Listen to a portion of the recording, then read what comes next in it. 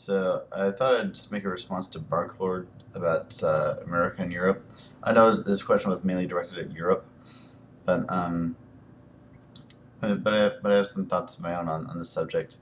Um, I'll start off by saying that there are many things about Europe that I dearly admire. I admire the fact that despite having a similar standard of living, they have a much lower carbon footprint in the world because of their public transportation systems and high gas taxes and very progressive environmental policies. I also admire their healthcare systems stuff, and I too am very critical of our prison system that is kind of set up on this for-profit basis. Um, Ideally, a prison system ought to reward its prisons for lowering recidivism rates, but instead there's the perverse incentive of um, rewarding them for higher recidivism rates. Um, but I also want, but I also think that many on the American left tend to over idealize Europe, um,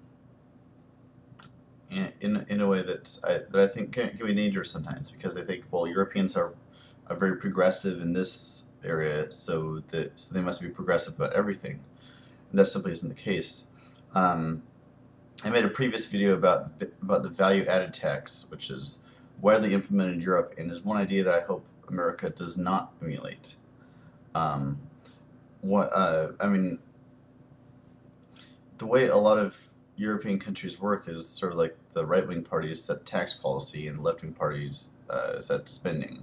So basically, they have big systems of redistribution of wealth, but they don't. But in terms of the taxes, they still tax the poor more heavily in many cases. Um, so that's one thing, and I think that we should not implement any sort of national consumption tax uh, of the kind they have in Europe. Um, Another thing is actually treatment of minorities. That we think about all the racism in America. But actually, if you look at Muslims, for example, now of course Europe has more Muslims than America, so it's or at least on per capita basis, I should say. But so comparisons aren't necessarily most fair in that case, but relations of America to its Muslims are much more healthy and productive than relations of many European countries to their Muslim populations.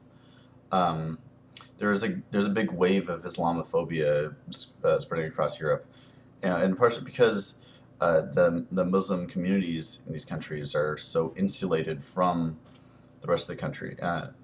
In many ways, in America, they've kind of had to um, adapt themselves to the American way of life, and thus tend to be um, more acclimated to our culture and interact with ordinary Americans in a way that is uh,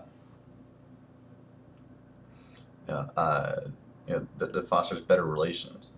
I mean, you'd think after 9/11 that America would be the most hateful towards Muslims of any country in the world, and there was certainly a lot of that sentiment, but it's actually more that there's a lot more of that resentment in Europe.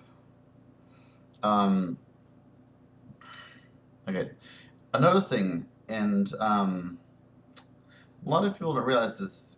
People tend to be kind of cynical about America and free speech, and think, oh well, free speech is a lie. Well, no, actually, America does have one of the highest standards of free speech in the world, and many Europeans actually criticize this because we allow hate speech. We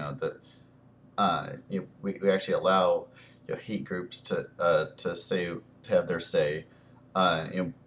We're very much about letting people speak their voice, no matter how much we disagree with those sentiments. So Yeah, and that's not really the case in a lot of European countries.